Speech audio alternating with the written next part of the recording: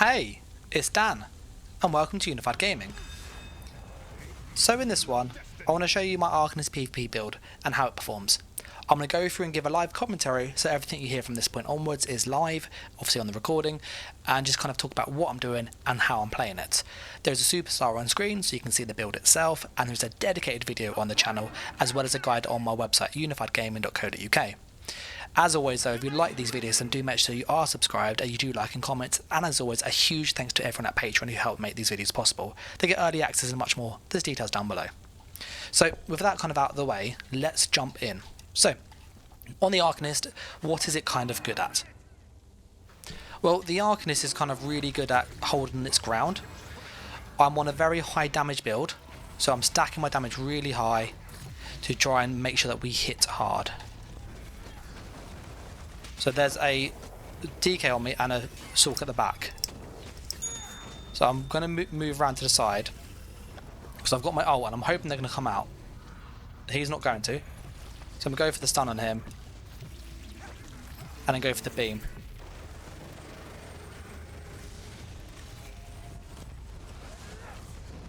So the meteor hit us through our misform, which is a bit annoying actually. We go for my tentacle monster and then go for the stun. That one's dead. But this guy's on a heavy attack build, which they do surprisingly hit hard. So you do have to be aware of what they do.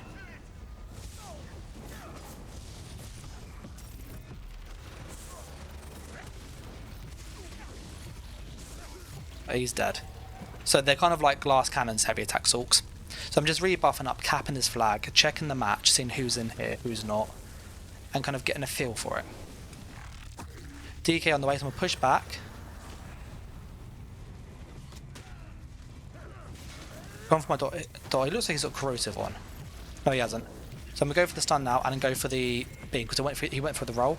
I'm going to go for the tentacle spam again. Going for my heal, so he did his ult. Going for my heal again. So you notice you play quite defensively and then you try to get that stun. You are very reliant on the beam landing to get the damage. So I'm going to go for the ult now and I'm going to go for the stun again. And then see if two of these will do it. So he's having to spam coag like mad, he is. So he's out of stam and he died. So if you get the 3 crux up and then you hit the beam on somebody, it's really nasty damage. You might notice as well, because he's on a DK, I know that he has really high healing. So being in open ground is pointless. And I was trying to use the terrain to help. That guy didn't react at all. Yeah, this is that heavy attack Sulk. So again, he doesn't hit. He's not like tanky. He just hits quite hard. There's also a Sulk there with a bow. So he's got a crystal weapon on his light attacks.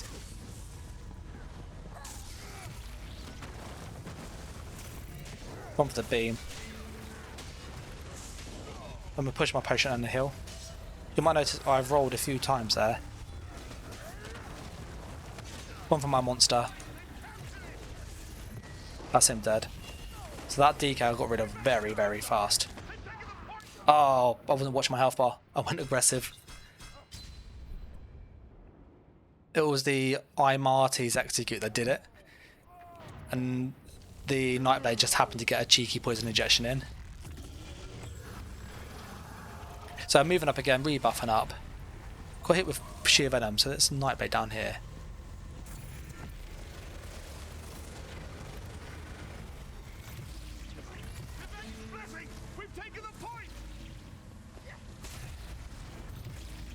There you go, he's dead.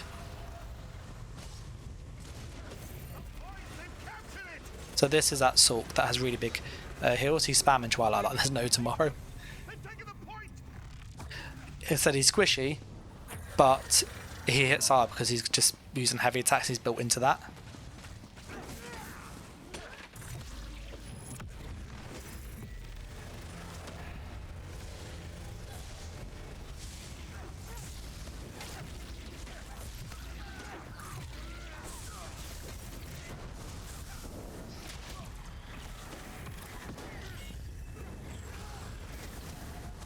So I'm taking a lot of damage.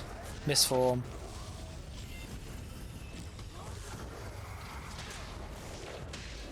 Over the block. That Nightblade, the back was literally just hitting me. Trying to get some cheeky kills. It's like the whole team on me then. And there's a lot of incoming range damage. So when that happens, just be a bit mindful about how hard you push in. We still have the center flag. I'm just looking around to see where the fights are.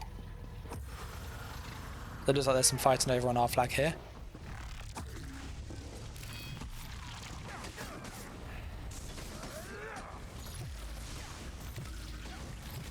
We go for the stun now and go for the 3 beam. There he's dead.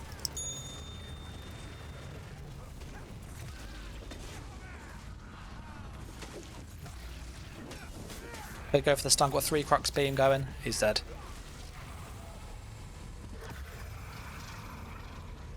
The 7-2 so far. Moving around, there's a DK over here.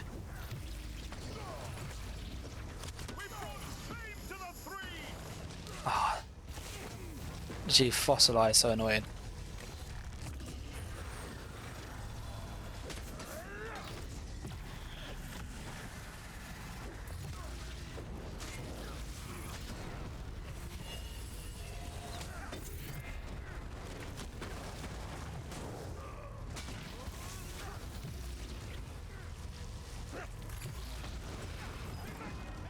Actually get a stun on that dude.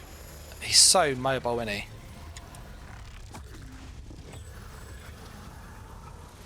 That proper running away. The whole purple team's there.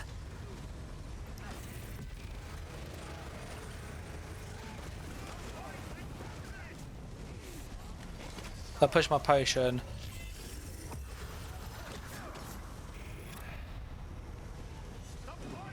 He's just run off again, he has.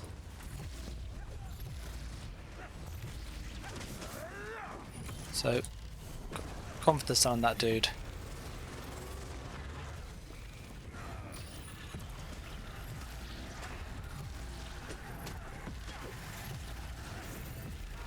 Oh, that guy literally feared me as I went to go for the kill. So 7-2. As you can see, we did it right. The times we got killed is when we essentially went in too hard, or we weren't really watching the health bar. The first one I wasn't watching my health bar, and then I was like, oh no, got hit with 3 things at once. But yeah, then the build works really well. It's got a good set of stats.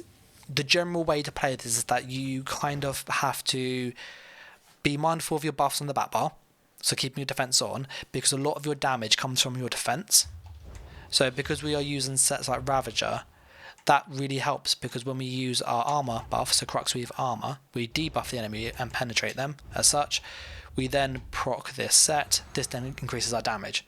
So you might notice before every fight I was constantly pushing Crux Weave armour on purpose to make sure this is always up. And then I was also using Rune Guard of Freedom, because this is another armour buff and it gives us a heal should we get low health. And the general way to bounce back was Impervious Rune Ward, heal, Impervious Rune Ward, heal, and just repeat, repeat, repeat.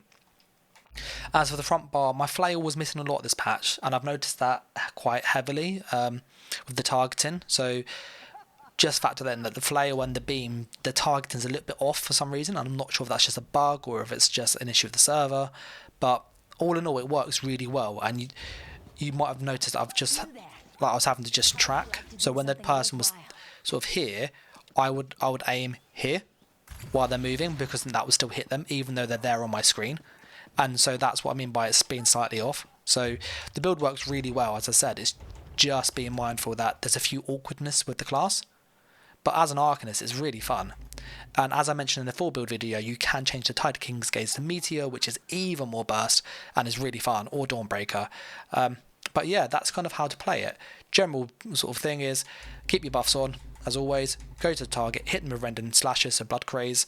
You then hit the flail, get 3 of those, go for a stun, then go for the beam. If your ult was ready, then do the ult first, then the stun. And then that will really, really just punch them. They'll have to drain this down, where you can go stun, then ult. Either kind of works. But yeah, I'm going to wrap this one up here though, because it's long enough as it is. I'm going to say a huge thanks to everyone that has supported, that subscribes and stuff. It really helps. And as always though, a massive thanks to all the people on Patreon, and I'll catch everyone in the next video or stream. So take care guys, thanks for watching, and bye!